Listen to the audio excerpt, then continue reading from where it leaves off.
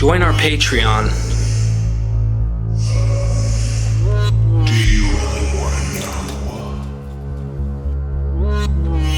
We are MythVision. Welcome back, ladies and gentlemen. Today I have Neal Boswell joining me for a heretic show. Welcome to the show, my friend. Oh, it's a pleasure. Always have fun. Absolutely. Last show we did, you, me, and Derek Bennett, we had a blast. We rabbit trailed a little off of Litwa, and I know that he really wanted to deal with some of the Hellenistic principles of how cross-cultural diffusion would take place, and it wasn't a one-way street. This went both ways, and I think we should have spent a little more time for him on that. That was my only mistake, but I thought we had a good time, man. So We did. in this one, I figured. Oh, go ahead. Sorry. I was saying that I think we still ended up covering the topic rather well, because that is something that a lot of people unfamiliar with the subject matter of comparative mythology and its influence on Christianity kind of overlook, is how much direct contact that the Israelites did have with these foreign cultures. That's often used as an apologetic, was that they were sheltered off. And I think we covered that topic pretty well. Yeah, and I mean, you can always go in depth and talk about stuff like where you see Zoroastrianism in the Judaic religion, or you find particular foreign influences, and even an evolution of thought within the Old Testament. You find Yahweh becoming the name of the primary deity of Israel, where there seems to be, he went by different names. Now, you ask an Orthodox Jew, of course, they're going to tell you, oh, no, this is the same through and through. And then more critical scholars will go, nice try, but here's what we have developed and here's why. I respect both people, but I side with the critical because I see this as a piece of human literature that has evolved from people's perceptions, not even the same people necessarily, that have evolved over a period of time, the same way I look at the New Testament. So I figured today what we could do is we'll rabbit trail into some stuff, but what helped me deconstruct was seeing parallels, patterns, weird stuff, astrological things. Like, that stuff never played a part in my Christianity. Why didn't we talk about the 12 people, the 12 tribes, the 12 disciples, the 12 hours in a day, the 12 zodiac signs, numerical values, celestial bodies, other deities, for crying out loud, Samson, the sun god. Okay. These things were, and Manly P. Hall blew the lid off my head a few times when I'd listen to his lectures back in the day. He's one of those guys that no matter how old that recording is, I can listen to Manly P. Hall and he's so articulate explaining these things. It just blows my mind. So I have a satellite view understanding of a lot of this. Whereas you can look at some trees inside of the forest, and that's why I'm glad I have you joining me, brother. Oh yeah, I look forward to it. It's very stimulating. Kind of pulling off of that, and talking about the cross-cultural influences on Palestine and how that led to the development of Christianity. One important aspect of that we didn't touch on too much in the last episode was, as you mentioned, astrology, and more importantly, astronomy. Kind of divorced from a lot of the woo-woo, because that, when they didn't have clocks and digital calendars and reminders and alarms on their cell phones back in the day, the only thing they had to go by to enumerate the patterns of their lives was the stars. And I think that's another thing that's greatly overlooked in its contribution to the development of the Christian myth. Especially when Palestine was conquered by Babylon, because I think of all those Near Eastern, European, and North African cultures, it was Babylon that really developed the most sophisticated astronomical system that has the root of which has streamed down to us today. It's what we base our modern zodiac system on, is the old Babylonian system, with the 12, now 13, of course, signs. But whereas a lot of the other cultures, I know sometimes when you bring up this kind of subject matter, a lot of the cultures from that time get conflated. Like, people will try to say that the Egyptians had a 12-sign zodiac. They actually didn't in their indigenous astronomy. That was another thing that they borrowed from the Babylonians as well. Wow. But nevertheless, in this tornado of multicultural influence, with Palestine kind of geographically being at the center of it, they couldn't help but be influenced by those things as well. I wonder if prior to the Hellenistic age, there was influence by Babylon on Egypt, because Horus, if I'm not mistaken, and I'm look, there's some really fringe. I feel like we got some type of clicky noise. Do you hear something, or is that just me? I don't hear anything yet. Okay, maybe it's just me. Um, but Horus, I've heard some people that do this kind of talk that we're going to kind of talk today that do go really too far. I mean, to a point where there was no Israelite people. Okay, there's some people who go so far. Now, I get the idea of the myth making of 12 tribes have a numerical significance that might be borrowed from the Athenians or the Greeks, and their ways of being tens and twelves. They had a systematic approach in which people would govern monthly. They would switch their priorities, or they'd have tribes, distinguished tribes that would have priority in certain areas. But there are certain people that might go so far as to say nothing in the Bible has any historical significance. It's all astrology or something like astronomy or something, and there's no meat on the bone. And I'm not convinced of that at all. But Right. at the same time, I'm not trying to throw them out and be bashy like everyone's like, you got to think like me. No, we're going to do a little bit of flexible thought. One of the things I heard on a show a long time ago, and I can't remember the gentleman's name. He's a well-known astrotheology guy, and he's like really on the fringe area. But he said that the pit, what is it called? I can't even think where the root words. Etymology. I don't know why I had a brain fart there. The etymology of Oh, Horus, if you just change the H and you put it here, you have hours. And he said that's why there were 12 Horuses in the sky, 12 hours. Now, that sounds interesting. It does, because when you go to Jesus, he says there's 12 hours in a day, and there's some weird stuff there that you could maybe pull off of. How significant is it? Is a huge question mark. Yeah, so the idea of 12 Horuses in the sky connect to 12 hours. Not saying there couldn't be a connection there, but I think he went so far as to say the etymology in English is where we get all this from. Like it all still found its way through language and found us, where Horus is Horus, and if you move the what is it, the wow. it's hours. Yeah, move the Right. R over, and you've got hours. Yeah, this sounds a lot like Jordan Maxwell. Is that who you're thinking That's of? that's who it was, man. Yeah, and so Exactly. I think he goes too far in many ways, and then everything is pessimistic too. Like the outlook of everybody rules. There's secret people ruling, and like it's this like I mean, and people might say you're gullible for thinking that, but no, there's too much weird conspiratorial stuff for me to get into that personally. But what do you think about some of this? You want to jump off on? Yeah, I'm not big on the etymologies like that myself, although there are some interesting correlations, but not being well studied into linguistics myself, I can't really comment on that. I only know English. So, but yeah, I do find it fascinating. I think it's very significant to observe where star patterns took an influence on these things.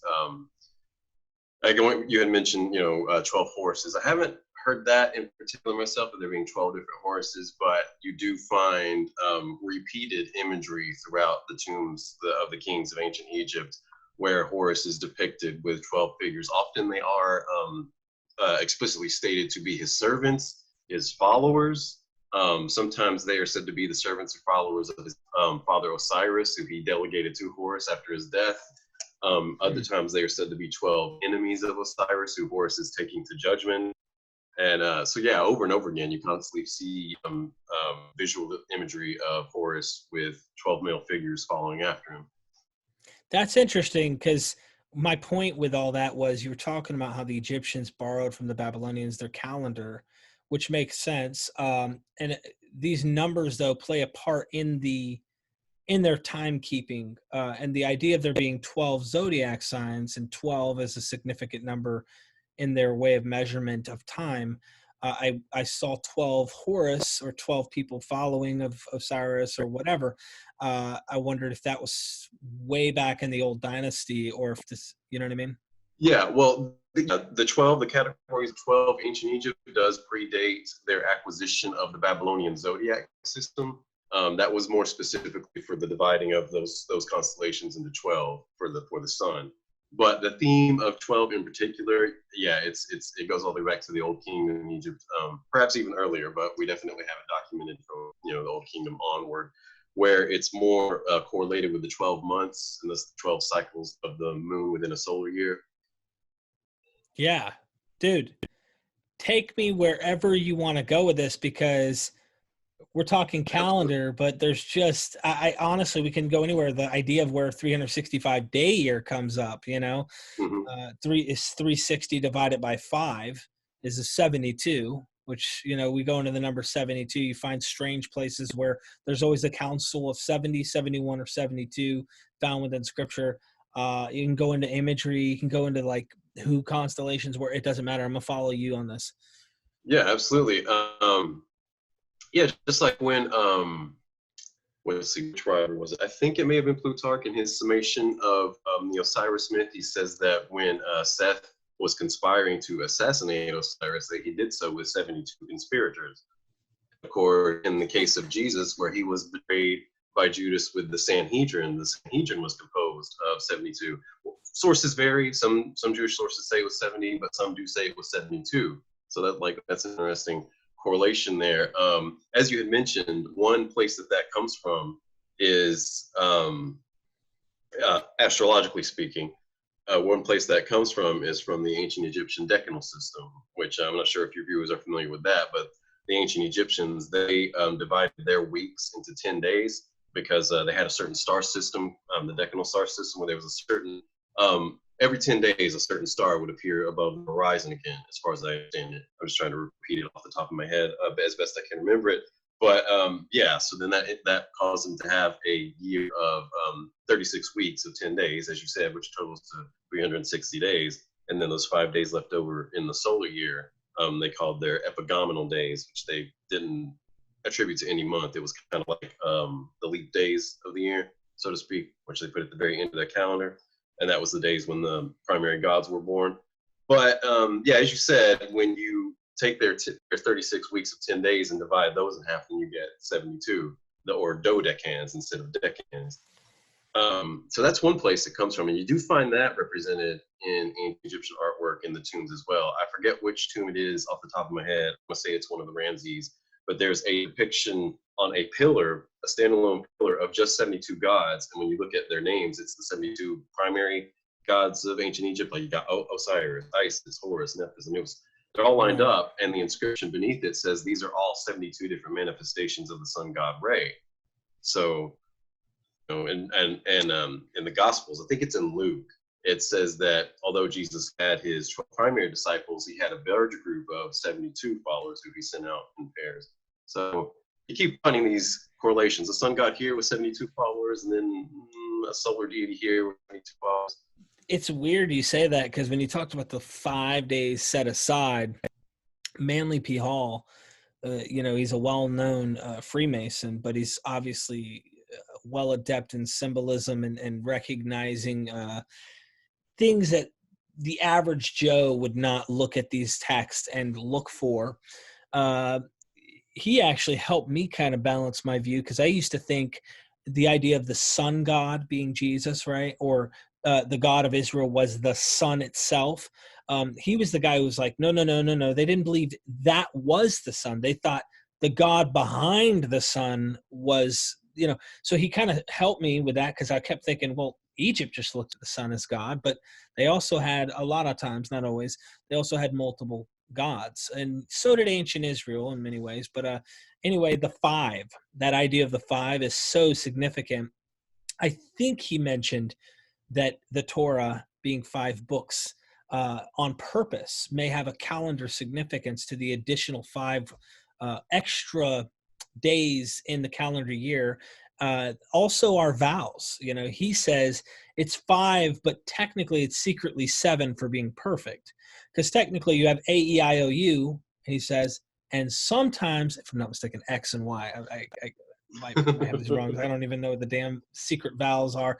I'm so out of grammar. But the idea was there's 5 primary and 2 hidden. And if you look at the 70, like you keep talking about 70 and then 72, in the old story with Moses, I remember it says something about like there were 70 elders with Moses. And then it literally stops and like pauses and says, and then there were 2 in the city. So it's like, why are you attaching these extra 2 here? Didn't they also at one point have 5 major planets? I can't remember. Yes, in the old world system, as far as the planets that you can see with the naked eye, I think it is 5 planetary bodies, and then if you include the sun and the moon, it 7 and the Earth, yeah, the sun and the moon for 7, and then the Earth itself for 8, which is where you get like Plato's 8 celestial realms. Yeah, that's very interesting. I had never heard that before, where you stated earlier there were 5 primary and then 2 secondary, because that may be what's alluded to in the Gospels, where Jesus had the 5 loaves and the 2 fishes. So, Yep. the zone. Yeah, I love that though. Once you see this, it really makes you have to ask, is this real literal history? You have to say, is it symbolism for something else? Is it code for something else? Is there something else going on? And the more the patterns start to be recognizable, the more you have to, as an honest human, say, is this, what kind of genre am I dealing with here? Right. You question the foundation of how you're approaching these texts. And I used to say, wow, God is so, like when it said he moved these men and the Holy Spirit guided them, he wasn't kidding. Like this is literally down to the like details of hidden secret codes and like all that kind of stuff. And maybe that's what's implied by the authors themselves when it talks about they're moved by the Holy Spirit, that they were initiated. They were well aware of the secret knowledge that only those who are able to see with eyes and ears to hear can be aware of. And it's not this weird, strange, like they may have equated the two, but it's not this weird, strange, like today I can go to a church and then someone just lays their hand on me and somehow I get this strange abstract. No, you were taught in the mysteries. Someone taught you and, you know, you were learning these things. But I think that's interesting, the 5 and then the 2, Yeah. you know? Yeah, absolutely. 5 weekdays and then your your 2 days for the weekend. Yeah, that was fascinating. I had never heard that up to that point, but now that you say that, yeah, a few references in the Bible to such numerology combined. Yeah, I wonder why that is. I was going to bring up another point of interest about numerology. It's escaping at the moment, but where'd you want to go next? Oh, well, I mean, if you want, I can tackle a couple more little numbers before we move into like more concrete stories, things like that. The 144,000, which I mentioned on the last show, I think briefly, which is just a very interesting thing because it comes down to the number 9 ultimately. 9 is a special, significant number. 1 plus 4 plus 4 is 9. You can do some really strange stuff when you calculate and start and I'm not going to waste all my time into mathematics of like why I think they saw it sacred, but they looked at nature. It came down to nature, and the numbers we use came from nature. You know, we have 5 fingers. They say we have 5 senses, according to Manly P. Hall, and then he says there are 2 that you don't recognize that are there, and it's a really weird statement to make. I'm a very skeptical person, but I have to admit, there have been times that are strange when I've sensed, I guess, like there was a problem and I knew maybe I'm picking up pheromones. Maybe there's a scientific explanation. I don't know. But like I had felt something was wrong. Some intuition. And come to find out something was wrong. And, Yeah. I was like, what? So is it some type of sense that we once could have picked up a long time ago that is still with us, somewhat like an earthquake coming or a tsunami, animals hit the hills, and we're over here still enjoying the beach, not recognizing back in the day we might have known something was coming. I don't know, but it just makes me wonder scientifically on that. Yeah, I'd say that's definitely the power of intuition. It doesn't necessarily have to invoke any kind of like a sixth sense, so to speak, for the viewers who are more skeptically minded. But I think a great explanation of how intuition works in the level, in the sense that you're talking about, was by was it Orson Welles who did the War of the Worlds radio broadcast? I think that Oh, was his name, right? Orson Welles. yeah. There's a fantastic clip of him on YouTube in one of his interviews he did later in his career, like in the 70s, where he talked about how he used to be a cold reader psychic, a fake psychic. And he said, I actually got pretty good at it, where even I couldn't logically assess the details that were there with my ego, but my intuition would just pick up on it. And I would guess things that ended up being like uncannily accurate. And he said, the way I think it works is how, like, say you take on an occupation as being a night clerk and you're taught how to assess customers that come in, and then you tell them, oh, I'm sorry, we have no vacancies, or yes, right this way, sir. And he goes, if you've been a night clerk long enough, maybe a few months, maybe a year, all you have to do is give a quick glance. You don't have to do the full scan. You've been a night clerk even longer, you don't even have to look up. Just by the hearing the way they walk and hearing their voice, you know what kind of person this is going to be, and Right. if it's, your clientele. And he goes, that's the way I think the cold reading and intuition in general works. Yeah, that's interesting because I try to go with what I can know. That's where I'm at. I want to know what I can know. But the 144 I was mentioning 9 with, half of 144 is 72, which weirdly enough Yeah. goes into all these numbers. Yeah, I'm great. You said that because you reminded me what I wanted to say earlier, which was that another place where the significance of the number 72 comes in. We'd mentioned where it came in through the Egyptian system. In the Greek system, I believe it's Pliny the Elder who had said in the first century that at that time that he was living, the number of stars that had been documented in the sky were 1,600, and they were divided in total into 72 different constellations. So that's another place where that comes in. And so, yeah, in Revelation, where you see the number 144 pop up, you can't help but wonder.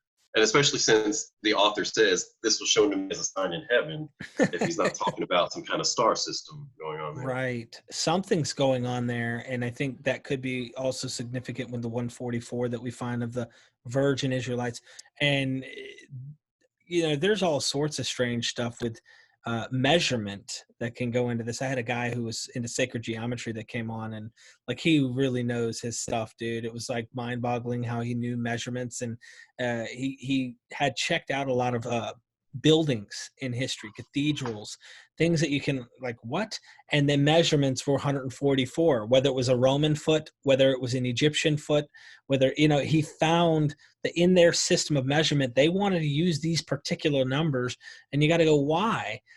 Is this just myth added on to real history, or mythologized history? And how can we know what's what? That's the tough part. And so I look at that and I'm just like, wow.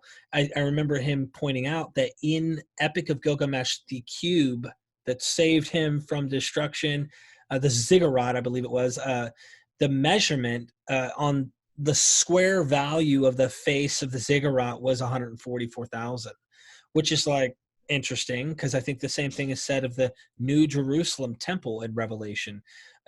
Really, really weird numbers, but and then 144 cubits is 216 feet. So here we are again with 2 plus 1, which is 3, plus 6, which is 9. Here we are with 9 again in mathematics. And there's just a lot of interesting things. We could jump off of this topic here because last thing I'll say is the 153 fish, which is Pythagorean. At least in some way, they think there's a Pythagorean hint here in the gospel narrative. The 153, do the math here, you have 9. Not only is it a 9 number, but it's a perfect triangular number. So if you add 1 plus 2 plus 3 plus 4 plus 5 all the way up to 17, I think, or 19, literally in sequential order, and you have 153. So it literally ends up a perfect geometrical number. Why the hell is that in the Gospels? Right. Like, come on. Well, who thought, let me put the 5 fish and the 2 loaves. What are you trying to say, Right. my friend? Exactly. And the thing about that is, I'm sure you encountered this too in your days as a Christian. I definitely encountered it amongst fellow church members and other Christians, is that they do love biblical numerology as long as you keep it within the context of just the scriptures itself. when you start making the correlations to cultures outside of the Bible, then they Yeah. start to have a problem. Till But yeah, this if you bring up day, you're right. Till this day, on the top of the Indonesian, in Indonesia, the largest Buddhist temple in the world, there's 72 Buddhas. 72. Why? What the heck are you guys trying to do? Is this some world conspiracy? It is kind of weird that pyramids are on every continent, man. That's just a strange phenomenon. right. And yeah, I don't think it necessarily has to be a conspiracy, so to speak. I mean, every country under the sun, as they say, has access to the stars, can see the sky, and so I'm sure there's some kind of correlation there. Like I've often heard that I'm not too well studied in the American mythologies of like North and South America, Central America, and so forth, but I have heard that there is a lot of correlation, a lot of pagan parallels, as you might say, between the Aztec mythology of their god Quetzalcoatl and those of, like, say, the Egyptian god Osiris, or even some loose parallels to Jesus. So you have to wonder, like, how a culture that could not have possibly had any contact with, Europe and the Near East has so many striking parallels that seem so striking they can't be coincidence. Why is that? Well, they also could look at the stars and could chart out the numbers of what was going on in the cycles and everything, and thus produce similar myth structure. That makes me think, Neal, that not only are they looking at the same night sky. Dr. Price said that on a recent interview when I asked him what he learned from Acharya S. and this new book that he helped edit that's been released, The Christ Conspiracy. But it's not just about looking at the same night sky. We have the same hardware as other. The software might be a little different, but the hardware is the same. The reality is you're a human on that side of the planet. I'm a human on this side. You're both, it's all nature, right? So your women are going to act probably very much alike. There's going to have there's a natural thing, set in tone. So the way that women act, the way men respond, the way we just are as creatures, there's going to be a lot anthropomorphic, if you will, placed onto. And I think in a oral sense, in an oral culture where things aren't literacy, so you don't compartmentalize everything in your mind, it's all what you see is what you get. And it's like you face the day as the day's there in front of you. I think it would be really simple to say it's easy to see why a lot of similar themes show up. There could be literary parallels and things that might have, but I don't necessarily have to say Atlantis was the original civilization of all mankind where all this was taught and everybody sat in a big round table, and then the gods were pissed because some immorality or pride boasted these people, and the gods said no more. He sent the waters. I mean, that's a narrative maybe describing prehistory civilization of some place or somewhere. Maybe that could be. I'm not going to rule out the myth could be based on true history. I told my wife this one time, and now we're getting off into some interesting stuff, but I was sitting eating in a Mexican restaurant, chips and salsa, just enjoying it. I was starving. And I said, honey, I was thinking hard. She's probably thinking, what a freaking weirdo. But I said, can you imagine in 40,000 years if civilization ends up having a restart? We go back to scratching sticks and stones and we build back up, right? Learning how to agricultural all over again. I mean, imagine we're out of touch. I mean, imagine some people survive and all this technology goes to waste. And they say on one of those documentaries, after 10,000 years, the only things left will be things in stone. And then 40,000 years from now, there's a person sitting in a restaurant with his wife. And he says, have you ever heard the story of America? And she goes, that's a myth. I mean, imagine if we've done this before. You know what I'm saying? Right. Like, it just blows my mind, man. Yeah. I'm not trying to get too weird or anything. I'm just saying, like, I don't know. Oh no, yeah, and you'll there's definitely some good researchers out there who explore those kind of more, I guess, fringe theories. Yeah, there's some compelling evidence. Obviously, more mainstream research has some problems with that, but if you give it a chance, there's some compelling arguments made in there. I'm not saying they had computers and like flying satellite. I'm just saying they were probably somewhat better off than what we saw 9,000 years ago. Yeah. There's no telling though. I don't know. Right, of course. But yeah, and you mentioning that the only things that are going to be left are going to be stone. That's probably why we find in a lot of these megalithic structures the numerological correlations that you've been mentioning, like even with the Buddhists, the 70 Buddhas, or again with the pyramid stones, or Stonehenge. Even you find that even in modern examples. I believe I've heard that the Hoover Dam, the date that it was constructed or the date that it was completed actually is indented into the concrete of the Hoover Dam, but in star system talk. Like it's not written in our English Roman numerals. It's written in a star chart so that future generations, if, like you said, if we ever had a reset button on humanity and they lost all the knowledge that we have, they can still look at the stars and use the star chart on the Hoover Dam to determine when it was completed. Wow. Because yeah, it's like even the engineers of the dam knew that this thing's going to last so long that one day somebody's going to stumble upon it who doesn't have a computer or a phone to whip out and figure out when it was made. Gosh, that'd be crazy if that ever happens. No, but that's interesting. And then, of course, most of the builders run off of this same system. They're probably Masonic in nature, and they've built a lot of this stuff, and I mean, we're going off into a different arena here, but it is interesting stuff. And I think it does find its way connecting to the temples, the temple cult, Genesis being a temple creation. I think Genesis 1 is a temple creation narrative of the cosmological, but not just cosmological. There's the microcosm of actual temple, I would suggest, that might be going on here. And this probably patterned throughout all ancient Near Eastern type temple significant stories, if you will. I just interviewed John Knight Lunwell last night. I love the guy, man. He's just all over, and he's talking about oral people and how they thought they had the same hardware but different software. And he went and showed parallels between like the curse of the man, the woman, and the serpent, and then being found naked. And then you go to Noah getting found naked by his son, and then like be fruitful and multiply. That's what God said in Genesis 1 here after the flood, and the same thing said in Lot's time, when the fire comes. So there's just so many things to rabbit trail here, but I didn't know if you want to talk about stuff like that or if you want to get into Samson real quick. That one blew my mind. I loved that story growing up. I thought there was a real guy like Hercules, but this was the real story, Right. not the fake one. This is the Samson Right. really happened, Yeah. Until you even as a Christian, you can pull out your Strong's Concordance and look up the original Hebrew meaning of the word Samson, and it means of the sun. Like in your own, church and literature that says his name literally means of the sun. So it's like the name is trying to tell you something there. And then I believe, he's the 12th judge.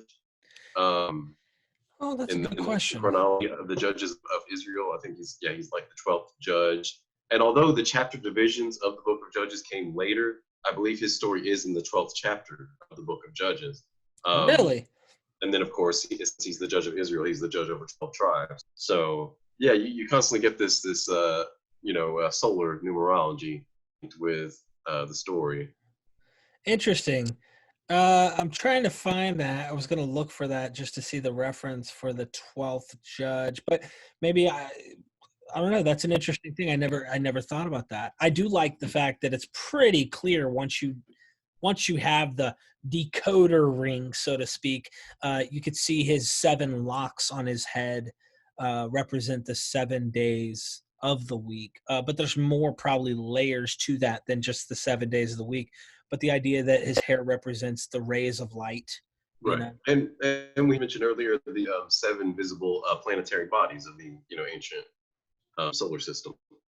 Yeah, because I think they would connect all this. The 7 days of the week are named after these celestial bodies too. So you got to imagine these days are celestial in nature by their very naming. And then, of course, you start to look at the idea that Delilah comes on. She's offered silver, which if you get into that and try to explain what silver would mean or could possibly mean, I would think lunar. It could be very lunar in nature, but the idea that it's probably an eclipse type language, or it could just be that the moon is about to cut the sun off, and here the moon's going to gain power, and then the sun is going to go down into the winter solstice, because hair gets cut off after the third time, which is another interesting point. Exactly, and kind of trail off just a little bit. Yeah, please. Mine, you had mentioned, and we all see this when we're kids growing up in church, the correlations between Samson and Hercules. Yes. Very generic one, of course. He's the strong guy with the long hair who wears a lion or kills a lion, whatever have you. You know, you kind of see this as like, oh, okay, this is the biblical version of Hercules, you know. And we don't really have a problem with it, where even as Christians, you know, we're just like, oh yeah, okay, that's interesting. But there's a little known adventure of Hercules, and it's little known because it's not included in his 12 main trials that everybody knows is the popular telling of the Hercules story, where he is sent to rescue a lady. I believe her name is called Alcestis. And in the course of the adventure, he gets swallowed by a sea monster for 3 days. And when he's regurgitated, all of his hair fell off. So Oh my gosh, bro. This sounds like a comic book, but it's funny. It's very much like Jonah combined with Samson in a sense. Exactly. You know, that's Did you weird. mention that, yeah, that was like the third time that Delilah had tried to remove his strength, and then finally she removes his hair. And then after the third day, Hercules comes out and then all of his hair falls off. So it's like, and as you said, there's probably some lunar correlation there, because it is during the 3 days of the new moon phase that, you know, the moon, so to speak, merges with the sun, or that's when it's on the same side of the earth as the sun, and that's why we can't see the moon for those 3 days. And then when they line up perfectly is when we get the eclipse that you mentioned. So yeah, I think so. I think there's some reference to like the solar lunar conjunction, as they call it. I thought it was fascinating in light of all that. She cuts his hair, and the first thing they do when they bind him, or pretty much they now have power over the sun, if you look at it like that, is they gouge his eyes out for darkness. This is the idea of now you can't see. So the significance to an anthropomorphized story that has deep, rich meaning. You can close your eyes and see the Samson story. And they gouge his eyes out. And now he has to work in the basement, grounding mill. And notice that's when you store for the winter solstice. He's now working in the mill. Or if you will, the sun is now working below the horizon where you can't see it. Is the kind of picture that could possibly be going on. And what happens? Well, they go out to mock him, which is making it very personified in light of they're against those who are of the Dagon. I believe it's the Dagon temple here, not Baal, but it could be mistaken, one or the other, but I think it was Dagon and the fish god. But he goes to the Dagon temple, and sure enough, it's like the hair's coming back, baby, boom, and drops the temple. That's interesting you mentioned that. I didn't even, while I knew that, I didn't even think about that aspect of it, that Dagon was a fish god. And in the other story, again, we have Hercules being swallowed by the fish monster. So interesting.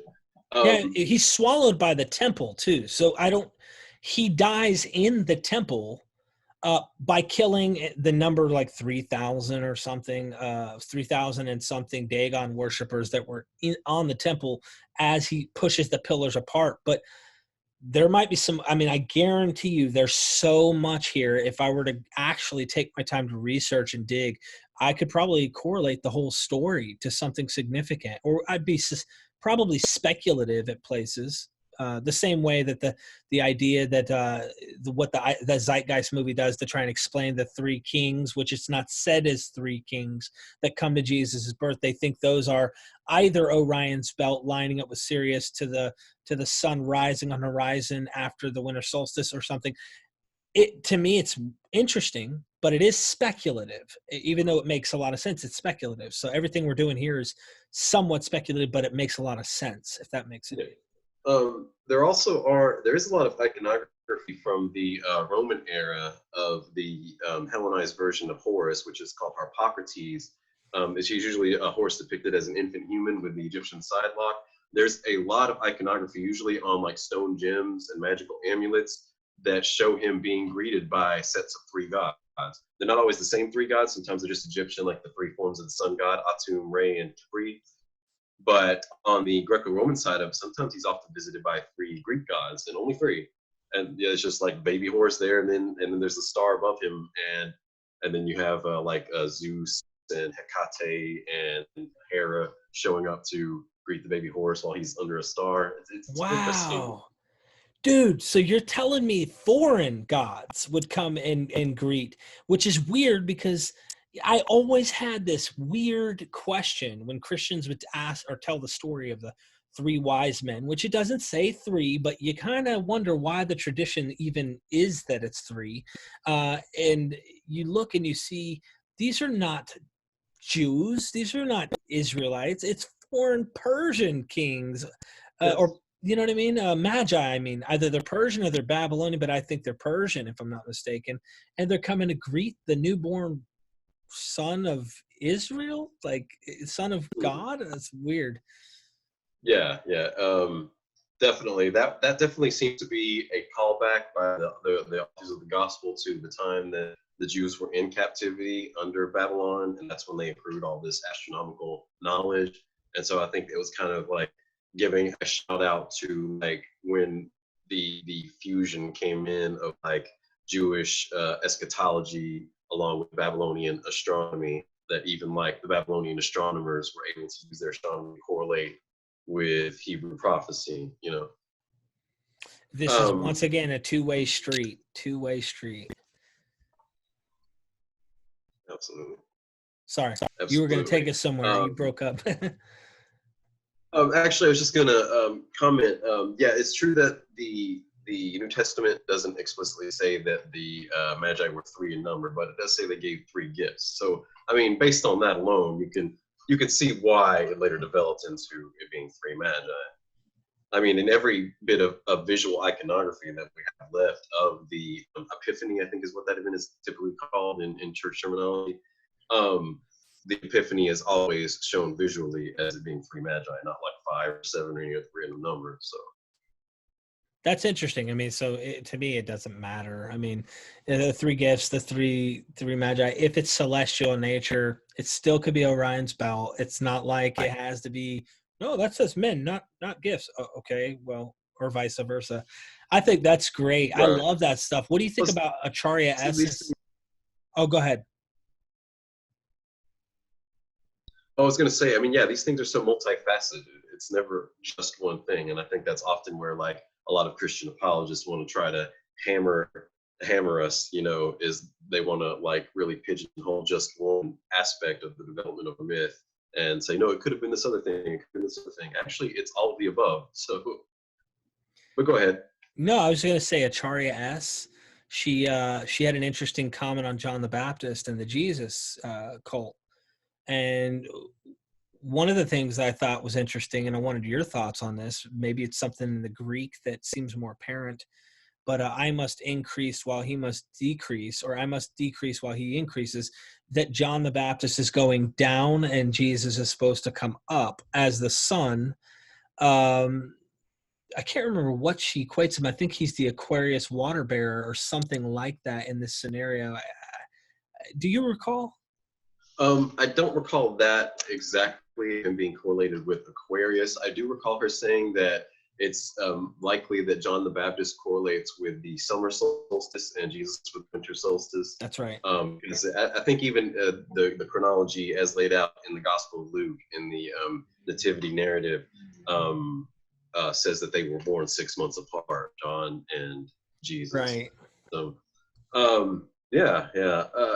I'm glad you actually brought up John the Baptist because this is something that was in my head in the previous episode we did that I wanted to mention and we never quite got around to it. But when Jesus asks the disciples in the Gospels, "Who do men say that I am?" and they tell him, "Well, some people say you're the Christ, other people say you're the Baptist."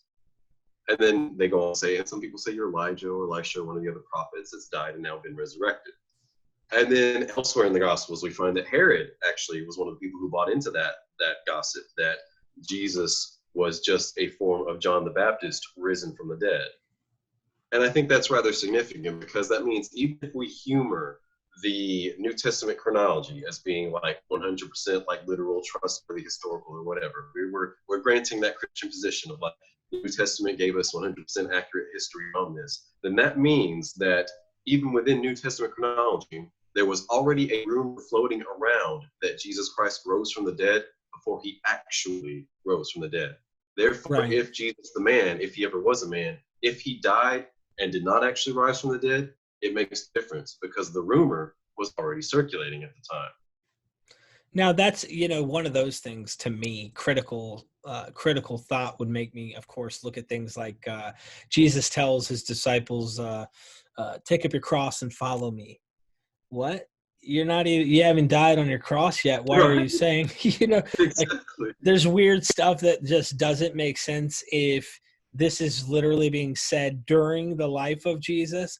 But then, of course, Christians go, oh, no, he knew how he was going to die and he knew where and he knew when. And, and there's just, I think at what point do you finally stop and go, ladies and gentlemen, let's see if there's history here. But the genre approach is a very important one. I think we need to reevaluate. Is this historical fiction? That's the important part. And then when you grant historical fiction, that can include astronomical significance, that can include allegorical approaches, that can include real concrete possible things, but you got to find that. You don't start with that. You have to Right. look for that and not assume it. Right. Just looks and Absolutely. appears to you that this sounds historical. That same method isn't used when Christians read Hercules. They, and I'm not talking about liberal Christians that are obviously more open-minded to not inerrant, infallible approaches to the Bible. I'm Yeah. talking to the inerrant, infallible people, the ones like that were just like me. At that point, you should really say, all right, I need to take a scientific approach and try and find actual concrete and actual historical significance instead of us starting with the assumption. And this is what Old Testament scholarship used to do. They started with, well, how old does the Old Testament say it is? Okay, then that's how old it is. And then until we're proven otherwise, we need to, and it's like, now you have what are called minimalists that say, look, what is the absolute guaranteed physical evidence we have of the oldest that the Old Testament is? The Hebrew Bible. Right. And they start with that and they work trying to assume, can we speculate that it's any older? I don't care if it says it's 80,000-year-old story. That Mm. you don't believe it because it says that. You have Right. to give good concrete reasons. So they start with more of a scientific approach, and that to me would be the way to approach the New Testament. But it's sacred. It's the no. You're not supposed to do that. Yeah, yeah, exactly. I think that's a very important point is the categorization, because then that sets the tone for how you're going to continue to filter the data on the subject from that point onward. And that's the thing is that when you read the Gospels as they're laid out in the New Testament, and then you compare that with other literature circulating at the time before and shortly after that time, the kind of genre it falls into is, yes, like you said, historical fiction, in particular of the like kind of romance novel type. Dr. Price, who you've had on your show before, he makes the fantastic point of the main point in the Gospels about the passion of Jesus are also found in two very popular novels that were circulating around prior to the time that Jesus and the apostles have performed their ministry. And those were Kara Khan's Clearaway and Xenophon's Ephesian Tale, both of which have a protagonist who has a bride who is prematurely buried. She's mistaken as dead. And then the tomb is invaded by tomb robbers. And as these brides are reviving, they kidnap the bride. And then when the protagonist comes to find the empty tomb with the stone rolled away, they say, oh my God, she's had a resurrection and been taken up into heaven by the gods. And then as the protagonist goes to find his lost bride, he, in the course of the events, is crucified and miraculously saved from the crucifixion. And these were circulating just decades prior to when the Gospels were released. So Okay, that's the so kind of category.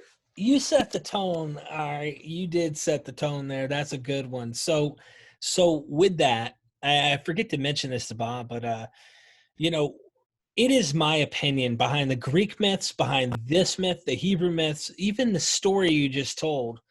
All right, it is my assumption, and maybe this is a false assumption to begin with, but I'm just going to start with it. I think behind these stories, even if there is some concrete there, they base them off of the cycles. They base them off of strange ways of approaching the sun going down into the earth.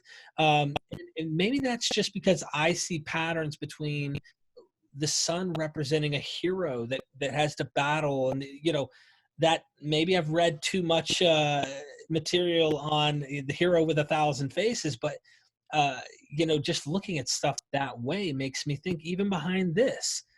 I mean, I can connect my own experience with my issues with my wife in the past and the struggles we've had in this love that we've had in the relationship struggles and the bad and the life and death of people that we've had around us, all that, and connect it to more sacred things, sacred, holy things. And the holy things aren't me and my wife alone. It's the heavens and the bodies that are around that help us keep track of time, things that are permanent. They didn't look up in the sky and say, "Oh, that'll pass away one day after about 7 billion years." No, that was the eternal. So they connected on earth as it was in heaven, or as above, so below, in many of these stories. And I think the later you get, it appears the story catches your eye so much, you don't see the possibility of the behind of it, the sacred, which might be the celestial playing its role in the narrative. Yeah, That makes sense. absolutely. I think that's a good summation of it. That it's like the mythology, or at least our classic mythology, our most popular mythology, is a fusion between our environment, our nature, our stars, or whatever, and the archetypal hero's journey that is wired in our, our brain, the DNA of our brain. Yeah, because you can find fiction that follows the pattern of the hero's myth that is entirely divorced from anything astronomical, and Right. vice versa. You can find, anthropomorphized astronomy that doesn't necessarily follow the hero journey pattern, but it's our most popular myths, our most um, um, our tales that stand the test of time, so to speak, such as the Gospels, such as the Osiris and Isis, such as the tales of the Greek gods and so forth. Those are the ones that follow this fusion of both. Right. And they're always going to be with us. I Yes. think they will. What else, Neil? Let's see. What else do you want to rabbit trail into, my friend? Let's see.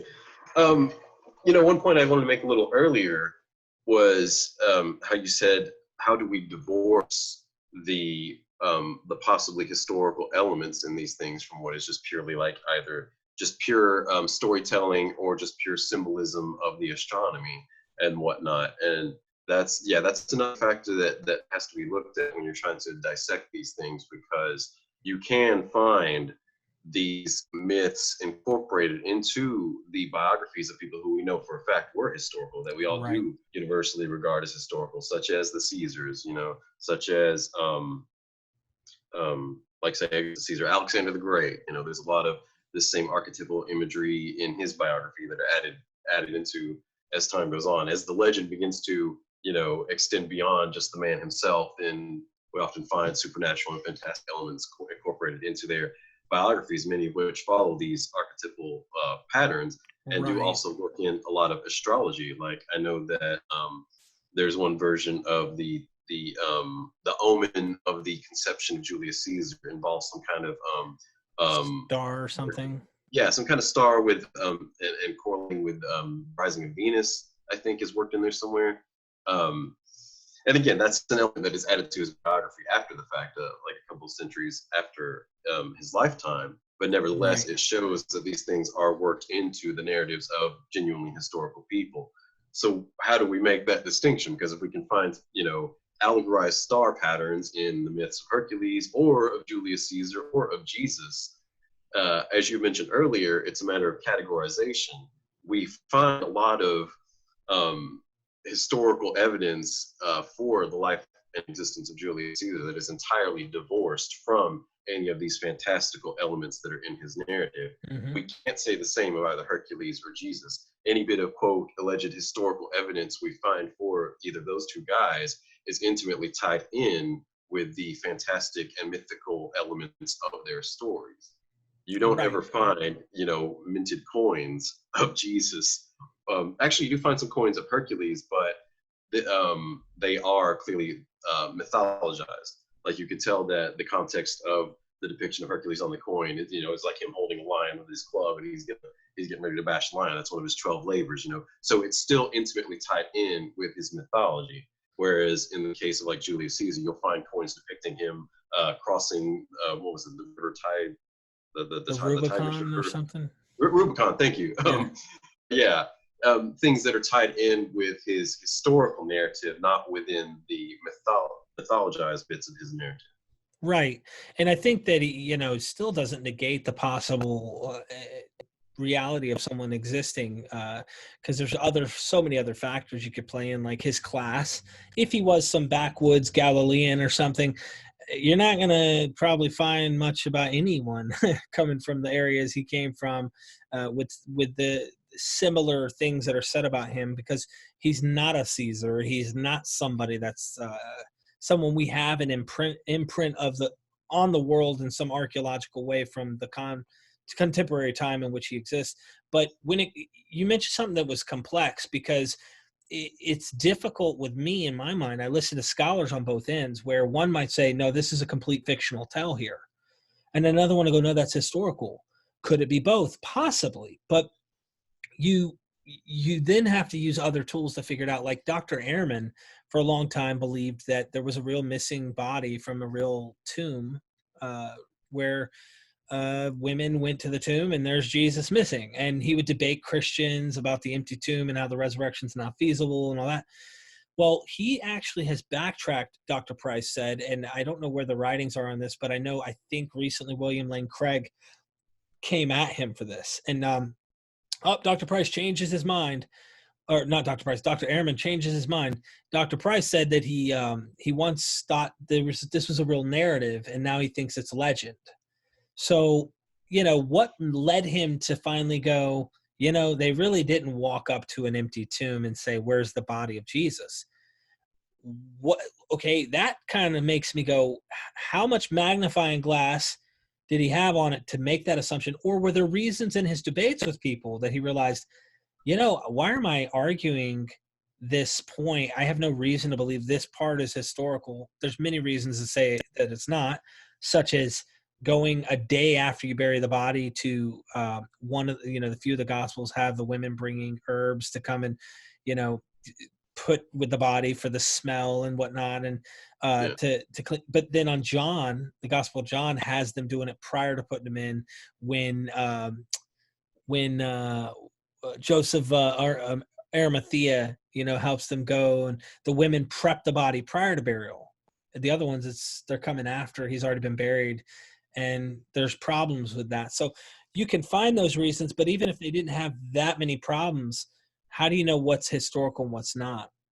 It's literary. Right, exactly. Well, as we mentioned a few minutes ago, those two Greek novels of Xenophon and Parton feature the same motif of the empty tomb that was the work of tomb robbers coming and literally stealing the body out of the tomb, and then the protagonist comes to give libations for their departed the morning after they're buried, and they find the stone rolled away, and it's like, oh, what is this? They must have ascended to heaven. And we know for a fact that Bart Ehrman uses those novels in his teachings, because he has said as much. That was actually a point of disagreement between him and Dr. Price several years back now. I think they were both on the same podcast, like a few weeks apart from each other. And the host had played back some clips of what Dr. Price had said and got Dr. Ehrman's commentary on it. And there was one place where Price invoked the novels I just mentioned. And he said, we have instances of, protagonists who survive the crucifixion and find an empty tomb and so forth. And Bart Ehrman goes, well, I don't know what in the world he's talking about. And I think he doesn't have a clue what he's talking about. And yet I've seen recorded lectures of Bart Ehrman's classes by are you familiar with the Great Courses? Yes. By the teaching company? Yeah, there's several of those that Ehrman is featured in, and he uses those novels. He makes reference to them. So we know he's familiar with the material. Maybe it just took, like you said, maybe it just took so many times of him arguing with Christians for the day to have the butterfly effect of like, oh wait, I have heard this story before, and some of these other Greek novels that I use in my teaching. Yeah, dude, he just did a recent podcast. My good friend Steven Nelson sent me the link. It's on his YouTube channel, Bart Ehrman's YouTube channel. There's a Catholic in it, and about 25 minutes into the video, you can go and check it out. But they're arguing over Judith, the book of Judith. And this is about his eternal conscious torment or annihilationism. And he says Jesus taught annihilationism. He didn't teach eternal conscious torment. And of course, the Catholic's like, that's foundational to much of what the church is teaching. But he mentions Judith, and he, I think, goes to try and make the point that early church fathers reference it as if it's holy writ, or at least sacred scripture in some sense. And they start to get into a heated discussion, and then the Catholic literally invoked the name Dr. Price and says, well, I just want to let you know that we had Dr. Robert M. Price on the show a couple months back. He agrees with us that Judith was part of the holy script, the holy writ of the church fathers, even going back to possibly pre-Nicene and apostolic, that Judith might have played a role.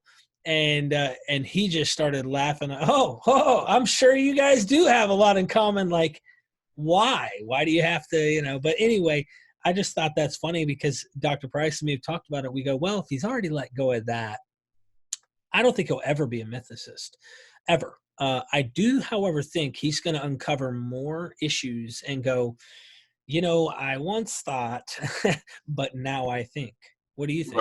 Right. Yeah, exactly. Especially since he's already had an entire book published on the matter of defending his historical Jesus. I think he's kind of, perhaps he has too much of the sunken cost fallacy in a historicist view. So, I don't think, maybe for the sake of his career and his, pride, I suppose, maybe that's a little sharp for me to say, but maybe for the sake of those things, he'll never come around to publicly admitting to mythicism. But yeah, I agree with what you're saying. I think as the years go on, he'll open the door to it a lot more. Unless he becomes a Christian again. Which might be more likely, honestly. You never know. That's so weird, but I don't know. He'd have to be a liberal for sure. There's no way he can know what he knows about the text. But yeah, dude. Yeah, that's interesting. I need to go watch the video. I have seen it suggested in the when watching your channel. I've seen that suggested in the sidebar. You see the four guys, and it's dude has a black mustache. He's a Catholic with a big crucifix on the door. Looks like he's about to go and bro, we're about to go gangbang. He looks like he's a gangster, but he's such a nice, soft-spoken guy. But he knows what he's talking about, and he was so polite to Ehrman. But Ehrman, of course, when you press him or you think you have something, and oh no, and it's like, oh God. So he is sharp, don't get me wrong. I'm not trying to take that away from him at all, but I don't think he sees these things that we're talking about today as something significant. He hasn't even read Dennis MacDonald's work, or if he has, he hasn't commented on it. Dr. MacDonald, the mythologizing Jesus, the Homeric epics, and there's mimetic criticism there, suggesting that they knew these narratives. At the very least, they probably knew them in learning the Greek that they are writing in as they grew up, which would make the Homeric epics very naturally something that they learned how to write Greek by using. Yeah, and Mark's the most primitive use, or the lower class Greek being used. But yeah, and a good counterpart to that, to really drive that point home for people who may not be quite grasping the point that you're making, we find that in our own modern culture with the works of Shakespeare, how that has really set the tone for how great fictional works have been written in their narrative style in his wake. Interesting. Yeah, I never really thought about that, but I think all of us in the English-speaking world, when we're in high school, we're obligated to learn the works of Shakespeare, and then you can see when you read, the great books of the Western world that were written thereafter, they follow a very similar, narrative structure as to the works of Shakespeare, because that, like you said, that was required learning. So those who learn our language ultimately kind of adapt part of that writing style. Interesting. That makes sense. But yeah. What else did you want to touch on? What do you think? I want to ask you this. Adam and Eve, what in that story do you think is going on with everything that you've studied and do you see any weird stuff going on that's not just the typical, this is just man, woman being created? Like, do you see celestial stuff in the narrative? I am not aware of a celestial allegory in the Adam and Eve story myself, though it may exist. It's just something I've never happened to have come across yet. I have heard some pretty compelling arguments that the what are they called? The genealogies of Genesis and even some of Exodus are a Hebrew retelling, so to speak. Perhaps not a deliberate retelling, but it's some kind of cultural memory in the Hebrew culture of the king list from Egypt, from back when they were still, Egyptian citizens, and then when they had a, not necessarily an exodus, that it didn't happen in the biblical sense, the way the biblical narrative tells it, but when they migrated out of Egypt and integrated into Canaan, they kind of carry with them this cultural memory of the king's list. And that there's a way you can, again, it goes back to numerology, but when it talks about like how many years each of these patriarchs lived, like Adam lived to be 900 and whatever years old, and then Noah lived to be this many, and Enoch this many, that there's like a numerological pattern there, that when you take the number of days that these ancient kings reigned in the ancient Egyptian kings list, that you can like multiply it a certain number of times and you get the same number of years that are used for these patriarchs in the genealogies of Genesis and Exodus. And I've heard that some of the etymology kind of correlates to, like when you break down the meaning of the name of this Hebrew patriarch, it fits the meaning of the name of this Egyptian king. So that may be what's going on there. I think I don't need to tell you and your audience that also, by and large, that obviously that Adam and Eve myth has its roots in like Sumerian mythology about Enki and Enlil creating the humans out of the earth as like this agricultural workforce to tend their crops or their garden, so to speak, so that the gods may have rest.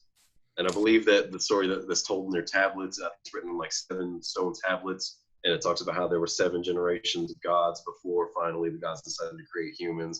Just like how in Genesis you have the 7 days before God finally says, screw this, let me create an animal to do this work for me.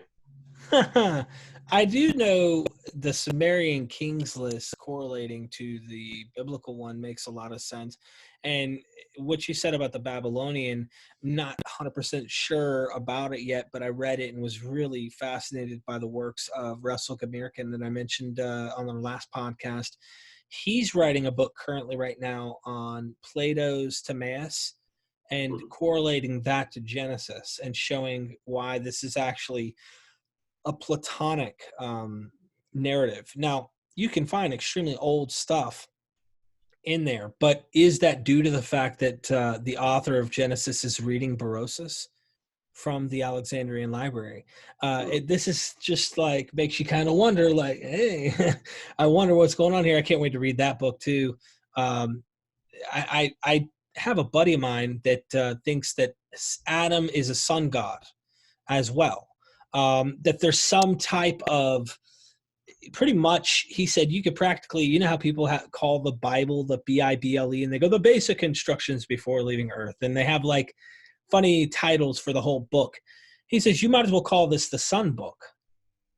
It's pretty much about the sun and the story of the sun and its life through the universe, through the world, and then obviously how that correlates to man. And so I thought that was interesting. Yeah, I could see that, because there is, again, there's another, I guess, cosmology or theogony in Egypt. In particular, I think it's the tradition with from Heliopolis, because as Derek Bennett has mentioned on the show before, there wasn't a homogeny within ancient Egyptian beliefs either. They had some variants in their different, when you go to a different territory or different city, sometimes they'll vary on some of the details of their theology and their myth narratives. From Heliopolis, in their tale of the creation and the birth of the first gods, it's a tale that sounds very similar to the birth of Adam. In fact, the protagonist in this particular story, his name was Atum instead of Adam, but he was the first god, the first male creature of any kind in existence. And the story they tell is that in the beginning there was just water, which we also find in the biblical Genesis, and that out of water arose the first mass of land, which was this pyramid-shaped structure called the Bin stone, and that out of then that earth, out of the Bin stone, was born in full form as a man, Atum, and that he was the first incarnation of the sun god, and then as that version is later incorporated into other versions of Egyptian sun god lore, Atum is kind of fused with some of the other major sun gods, such as Re, such as Capri, and then they're kind of worked into this trinity in later versions of Egyptian solar myth, where Capri, as the beetle that is born out of the dung ball, Capri represents the sun when it's born in the eastern horizon every morning, and then as it reaches the zenith in the afternoon, that's when he changes his form into Re, the falcon, and then as he descends into old age in the evening, that's when he returns to his form as Atum, and that's when he sits below the horizon and dies of old age, only to be reborn again in the underworld. But the point here being is that some of those elements of Atum's birth kind of overlap with like Adam being born from out of the earth which itself had kind of been born out of this watery, like primordial chaos. That's interesting. It makes me wonder. Buddy of mine, the co-host that's helped me along the way, Dr. Luther G. Williams, he says in the beginning, right there where it says in the beginning, in Hebrew, practically is saying win in heads. Win in heads. And when you break it down, I guess he was saying it's like fire in the middle is what it seems like. There's fire in the middle, and it's pretty much, he's saying, a pyramid is kind of what you're getting in the Genesis 1 at the very beginning. There's something to do with the pyramid. Now, I don't know how strong he feels about that and how much he stands on that theory, but it just makes me kind of wonder, what you just said, how much correlates and comes over into the Hebrew side of things. If they're not, could they possibly be the not the Hittite, but the Hyksos Egyptians, and Yeah. like Josephus, I think, says that of his own people, Mm-hmm. So, yeah, absolutely. I think there is some correlation. I know that theory, the Hyksos theory, has a lot of resistance in mainstream scholarship. yeah, But in what I've read about it, I find it very compelling, even if it's not an accurate representation. they're connecting themselves Yes. regardless. Okay. Yes, I agree with that. I do think, that when the Hebrews, or the Israelites, I guess as we should call them, and they were formulating their own myth structure of their history, which has come down to us as the Old Testament, I do think they perhaps incorporated legends of the Hyksos, because the Hyksos were also Canaanites who had immigrated from Egypt. Oh, dude, you should. Oh, man, you got me sparked up now. I got to get Russell Gamirkin and show you some of the stuff he says. But Solomon, okay, dude, there's no evidence, right, that there was a kingdom ruling the way that it claims Solomon ruled. And I can't remember who he says Solomon actually is. But just like you talked about the Hyksos, the Hebrews had a wonderful way of seeing wonderful, like, great kingdoms and great kings and things, and incorporate them and create their own personified version, if you will, part of the narrative. And I can't remember who it was, but Dr. Price actually the other day was like, really? He didn't even know this. And I said, dude, you got to hear Russell Gamirkin's explanation of who Solomon actually represents in history, because the way he found this while he was reading source material going back, and I can't even remember the name, so I'm like, sorry for anybody watching. I'm not going to be able to answer who this is, but I'm just telling you what he did, is he found the furniture that's described in the biblical narrative of how many chariots Solomon had and the gold and all these like things, right? That you're going, that's a hell of a kingdom. Like that's a dynasty for real.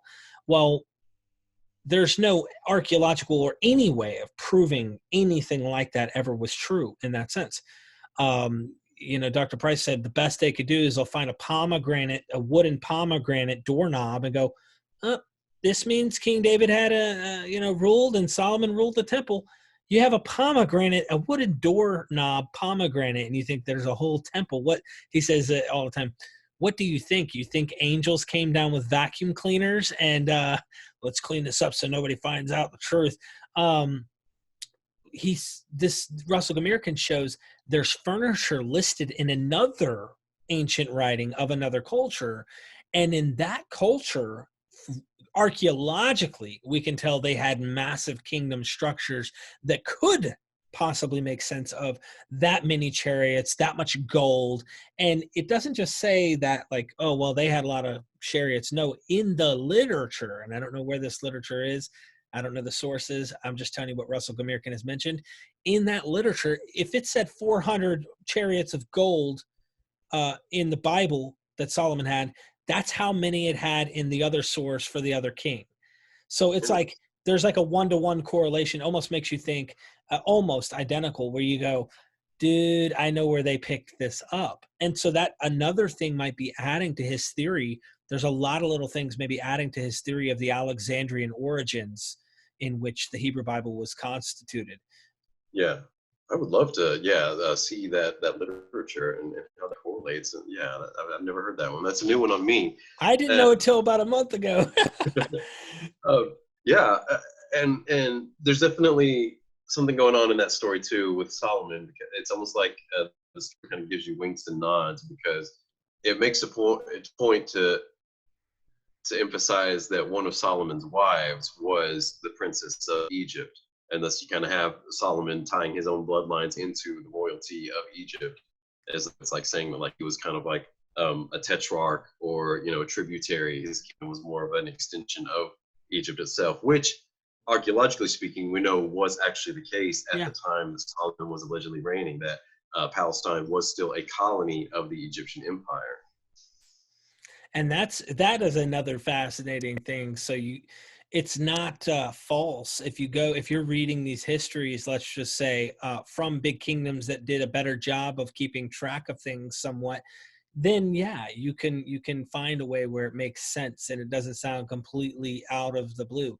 Because if you were trying to make all this up, they wouldn't have accurately portrayed some of this stuff here. They wouldn't have done a good job unless they had sources they're working from. And I think that would be what I would do. If I were to write something and I wanted to last forever, I would make my story that much better. And we're not trying to crap on these stories. We're not. To me, this might be sacred material that people don't want spoken of in the way that we're talking about it, trying to like find the human aspect to it, trying to really discover what really might be going on, even though they'll say that's sacred, don't talk about it, or they don't like that. It's not my goal to try and like dookie on the text. No, but I am a fascinated person in the research, because this book as a whole, I know that half of it, more than half of it, is sacred to an entirely different religious group, the Jews. But this whole book has fascinated me, and it had me clawed in a fundamental aspect. So now I want to uncover and figure out what's going on. And I interview even the Jews, Orthodox Jews, on my channel to hear their perspective. And there are things I learn all the time from them that I would not learn. So I keep an open mind to research, but I am a skeptic. And I do think that there's a lot of myth here. I don't buy that snakes talk. I don't donkeys, Red Sea. Now that might be a natural phenomena. The flood could be a natural phenomena, just like in ancient Egypt, the Nile flooded the earth and then life came because it would water the land for crops to grow. What do you do? Right. And yeah, we've sort of hit on this point before, but I think this is where we don't get a fair shake from our Christian antagonists, in that we don't hate the Bible, we don't hate Christian culture, and we aren't trying to debunk your religion.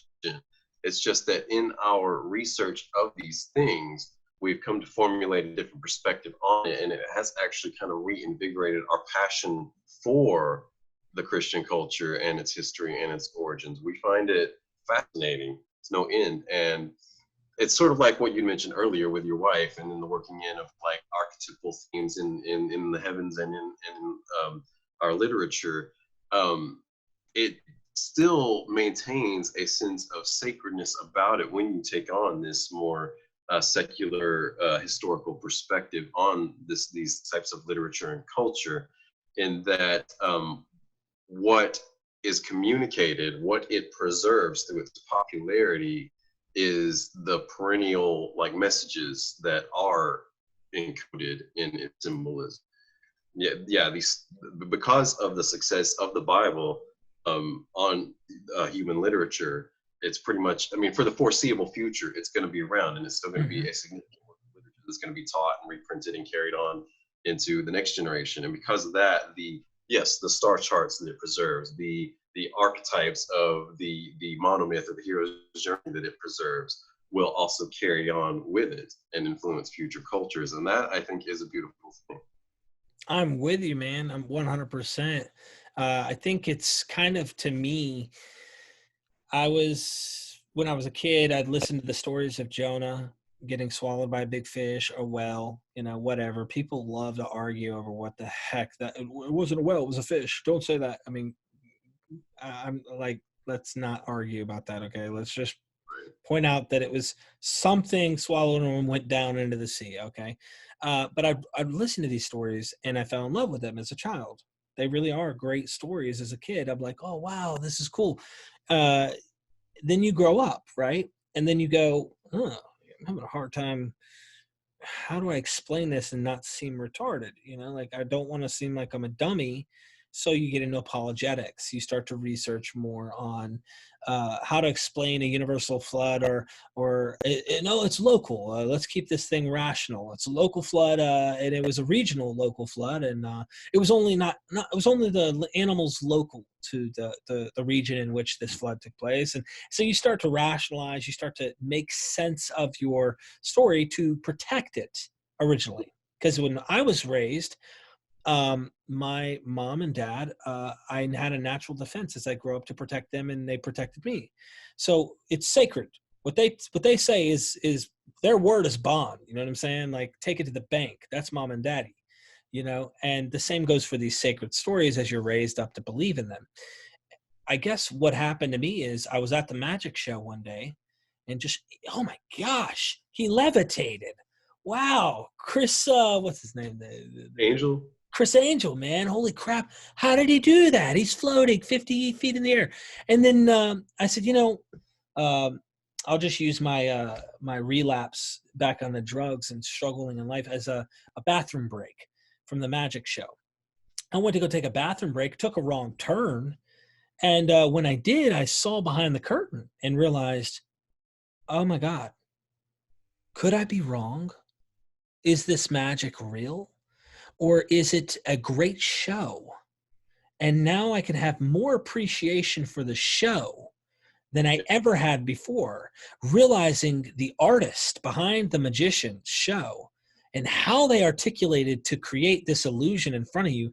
And if you can decode what they're doing, you know what they just did and win during the magic trick.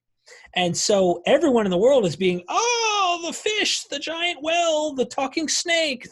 And I'm standing here going, you don't see that constellation in the sky. You don't recognize the celestial agricultural aspect. And that's pretty much what it is I think we saw behind the curtain, and the woo and the ah has stopped becoming the fundamentalist layer. That layer we recognize is actually harmful now that we see what it does. We now are going behind the scenes, and we're still in the show, but in a totally different respect. But we aren't just looking at one magic show called the Bible. We're saying, hey, you guys in the audience, did you know there's an entirely different magic show by the Greeks? And there's another one over here by the Sumerians. And there's another one with the Egyptians. And by the way, they all used to have similar magic shows. And sometimes they'd have these people from the Egyptians come over here, and they'd have, cross-cultural diffusion. And here we go, trying to explain and understand as adults, So when I was a child, I thought as a child, and here I am today, right?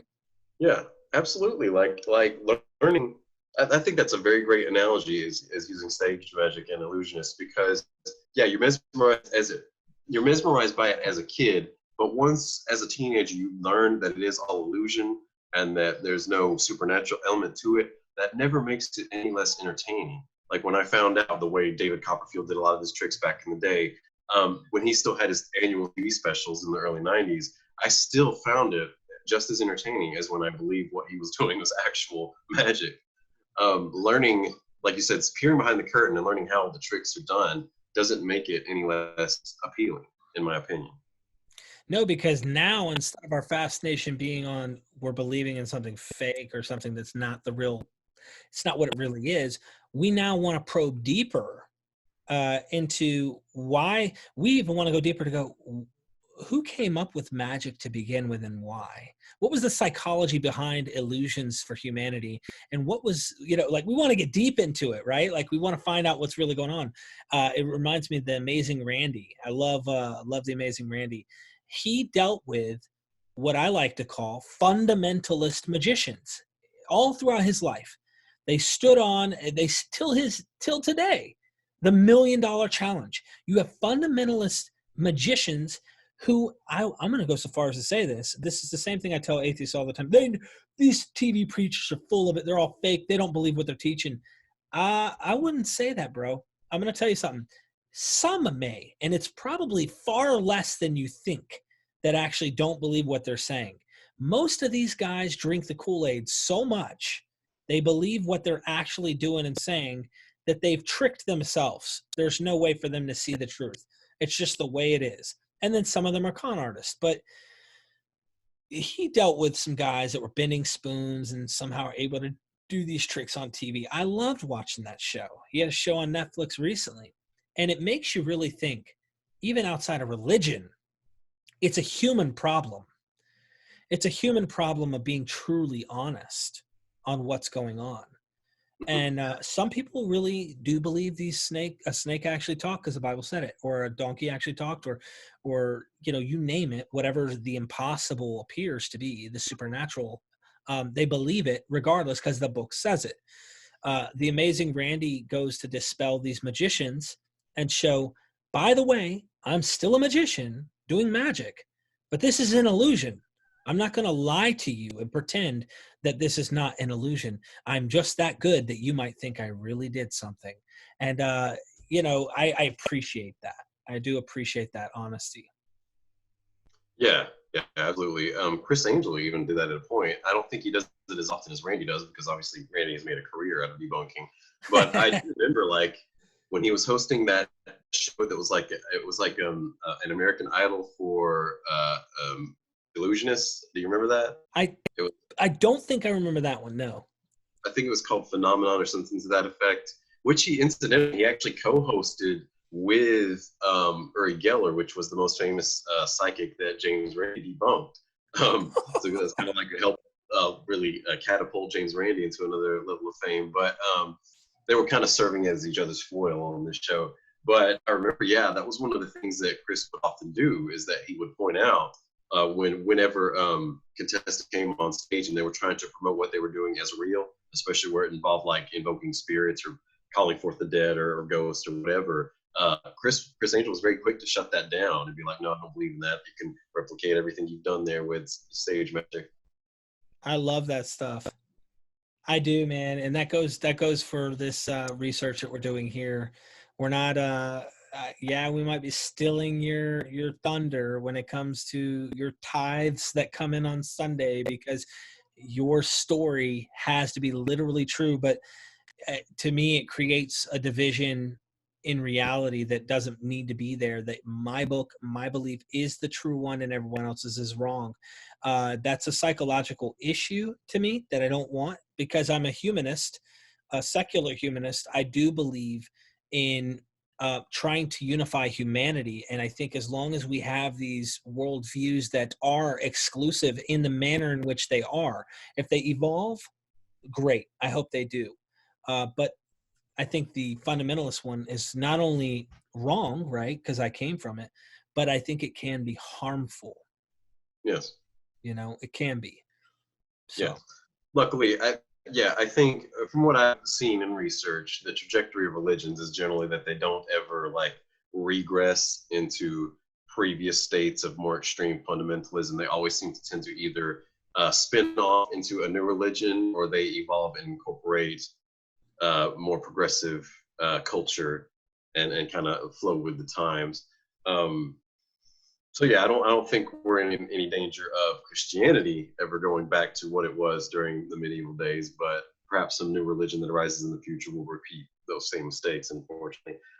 But yeah, I think definitely we'll see it continue to evolve in a more positive direction. Absolutely with you, bro. And we got to do more of these. I definitely need to do some surfing through the old astrotheology stuff that I once used to listen to often and go into the narratives. But I was going to ask you prior to us closing out here, the 12 zodiac signs, the 12 disciples, the 12 tribes. Did you see correlation with the 12 zodiac signs? And in Genesis, I believe 49 it is, or 48 or something, where I do, absolutely. I'm glad you mentioned that, because that was kind of sticking in my mind when you mentioned it earlier in the show. Yeah, where I think goes through each of the 12 patriarchs and lists like an animal or some kind of symbol with them, a cornucopia or something like that. I'm like, wow, you find a lot of this in the Greco-Roman zodiac. So that, and it makes me think of like, oh wow, it's raining outside pretty hard right now. It makes me think of the Native Americans. You know, they everything was animal. Now that I don't know, I don't have any evidence of this, but I would suspect that there's same stuff going on there. They just probably use different types of animals that were culturally located near them. And then of course the New Testament disciples. You see that as well, right? oh yeah, absolutely. You had mentioned before where Jesus talks about how, are there not 12 hours in a day? I'm the light of the world, follow me, and all this stuff, where he kind of gives little winks and nods to what himself and his apostles are supposed to sort of represent. Right. Yeah, absolutely. You can find that affirmed in our earliest layers of Christian artwork as well, where, typically Jesus is portrayed being in the center with a solar halo around his head, often very parallel to images of Sol Invictus or Helios. And around him are the 12 apostles, whereas in the counterpart in Greek artwork, you might find Saul being surrounded by the 12 signs of the zodiac. So clearly they're trying to point to you like what they're symbolizing, what the apostles are supposed to correlate to. I love that, dude. I love that stuff because it frees you up a little on that approach we once had. And it doesn't make everything so literal. If anything, it protects the book more from it looking worse than it could be, in my opinion. Because if a literalist approach is what is intended throughout, like the New Testament narrative, let's just say in the Gospels, there's going to be a problem. A lot of stuff just doesn't work out unless you believe this is the only supernatural, everything literally happened the way it's described. You got a lot of problems. And then you have conflicts between synoptics and how far are you willing to go to try and die on the hill of this is literal, historical, and it's just a scary place to go, in my opinion. But yeah, and yet even Jesus himself made big use of parable and trying to allegorize things like, hey, there's a deeper point here, try to decode this. Exactly. Dude, thank you for joining me. I really do appreciate that. Next show we'll have more material prepped and ready, and maybe we'll get Derek's butt on here, man. And I would love that. Yeah, because Derek's he's been reading the scholars specifically that he's dealing with right now that they're with us and they're not, in terms of like seeing this stuff. And I'm not educated enough to know with certainty, but we'll get there together, man. And I really do appreciate it. Neal, everything's down in the description, ladies and gentlemen. Check out his website. Go check it out. He's got a lot of blogs down there. And is there anything else that I'm putting down in the description for you? No, mythodoxy.wordpress.com or alternatively mythicism.net is where you can find my thoughts on the matter. Nice. Well, thank you. And ladies and gentlemen, don't forget, we are MythVision.